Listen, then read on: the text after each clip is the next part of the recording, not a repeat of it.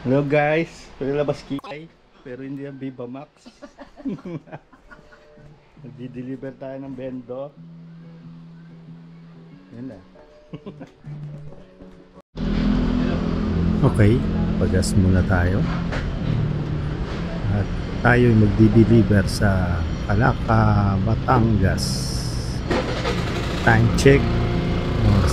Siguro mga around 3 o'clock. Estimated time of arrival, darating tayo ng mga 5 o'clock. Pero ang sabi ng Google Map ay 2 hours lang.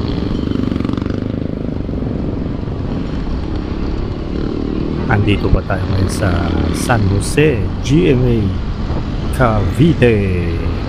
Let's go!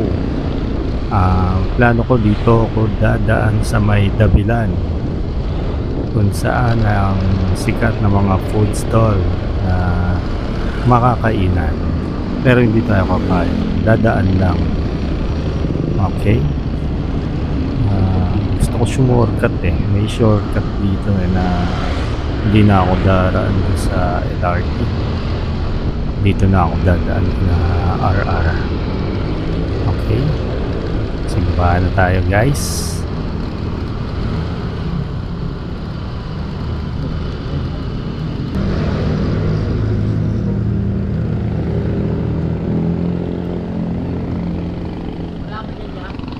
Okay, nakaliko na tayo dito kina RR at spatan at si RR. Ayun, nakita ko agad yung karakas ni RR. Tar! Pungo lang. Piya, mukhang may mga kasalubong tayo. Guys, pagbigyan muna natin, gilid muna tayo dito. Okay, sige sir, una ka na. Okay, tayo naman. Let's go. Ito na tayo kina Edoy, Pahado. Oops, may hams. Okay, na. Dito dati ang paborito kong daanan para hindi ka naikot sa LRT, di ba? Si Kuya, ma-outbalance po. Nako. Buti na lang naka-recover, hindi tumumba tayo, medyo buwelo tayo kasi baka matulad tayo kay Kuya Quiz. Yun, diba? Smooth na smooth yung ating turn. Okay, pababa tayo. Eto na, pababa ng Manila Southwoods.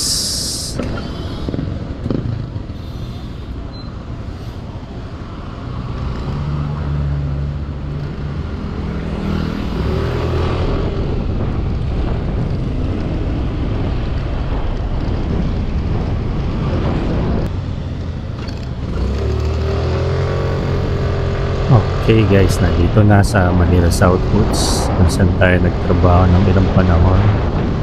Napakaganda ng daan dito sa Southwoods, talaga smooth lang at wala tayong masyadong kasabay.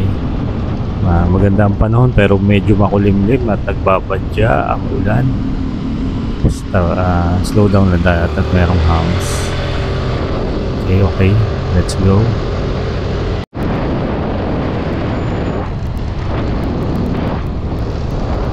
Sugar Road. Dito na tayo sa Sugar Road at nakatawid na tayo ng checkpoint. Tinitingnan ko lang dito yung pinagpausan dati ng CGI Fiesta Rangers. Tapos na pala tayo doon. Malapit-lapit na tayo sa Dabilan Food Park. Mababa rin kung papasok doon may subdivision sa gilid. At ito na nga ang Dabilan Food Park. Dadaan lang tayo.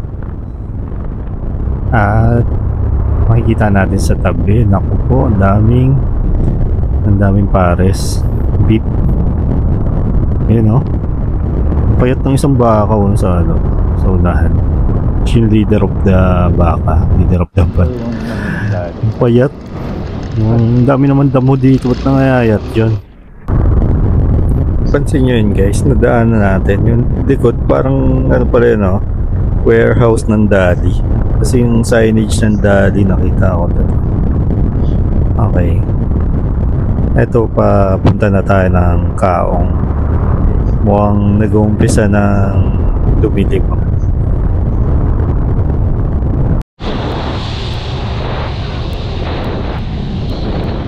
Guys, ano na to? Part na ng Mendez.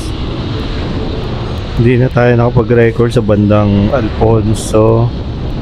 At lumakas na talaga yung ulan. Eh, tinabi ko muna yung GoPro ko, baka mabasa, wala tayong waterproof case. So itong part nito is part na ng Mendez, Cavite. Going to Tagaytay na tayo, guys.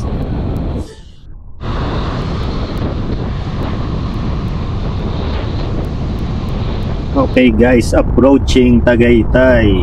At napakalamig dito ngayon. Kakatapos lang ng ulan. Talagang nanonood yung lamig. Tumatagos sa aking medyo basa-basa pang kasuotan niya na aking riding jersey.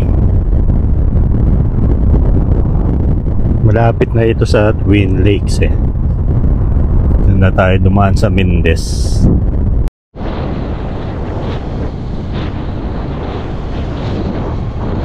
Napakaganda ng view dito guys. Sa kaliwa yung Taal view. Kaya lang hindi ko lang alam kung nakikita ng camera. Baka hindi nakikita ng GoPro. Sa kabila naman farm, medyo malalim din. Parang bangin din eh.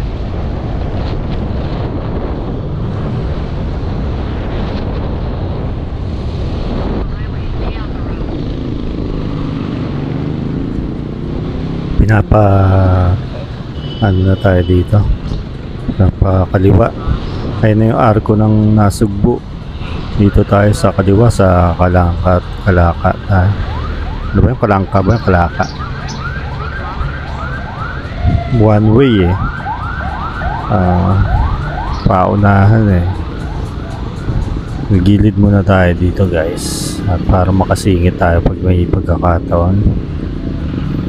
Ayun, pumasok na yung jeep. Pasok na rin tayo. Let's go! First time ko nga pala dito. Bawat makikita ko dito ay surprise sa aking paningin.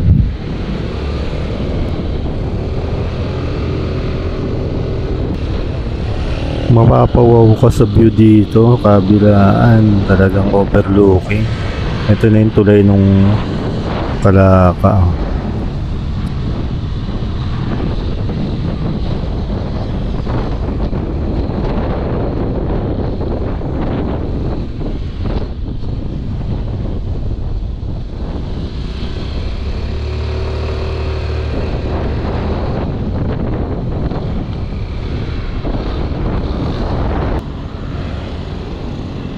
Grabe nga pala mga siko dito, kurbadaan. Banking-banking yung mga ano dito. Mga daanan. Parang ano rin, parang sungay road.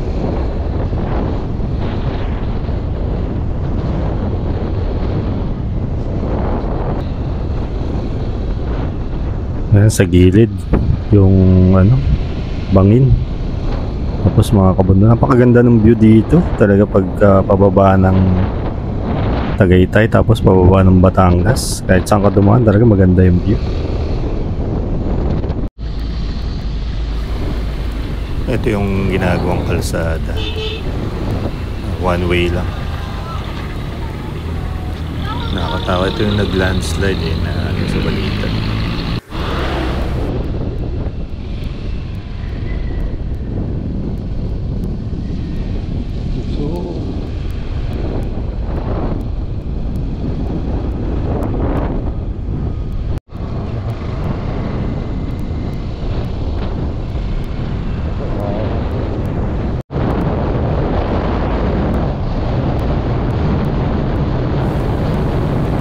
Part na to, part ng eto city na to. Na-amaze ako dun sa mga bahay na parang ligan. Ayan ang sinaunang bahay. Ganda eh. Heritage.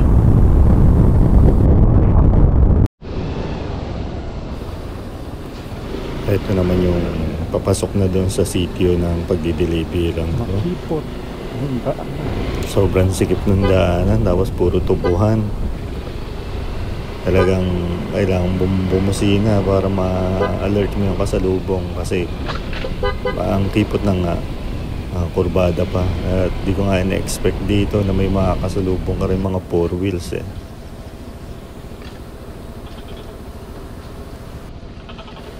Yan, ang ganda nung ilog na may naglalaba, tapos may naliligo. Malinis pa yung ilog nila.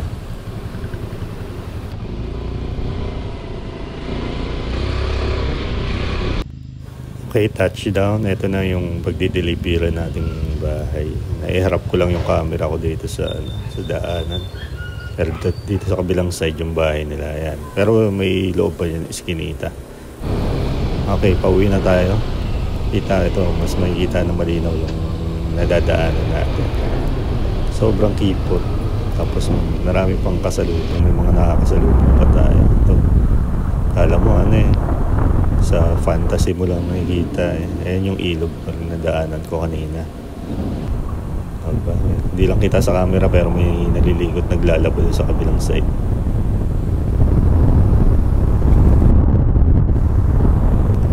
Tayo ko nga mag-deliver, kumain mo tayo ng lomi dito sa kainan na to. Ayan ang lomi nila, special for only 65 pesos. Kain muna tayo guys.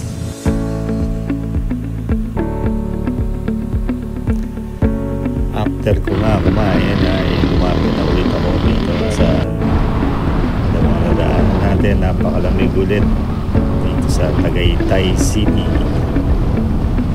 Salamat sa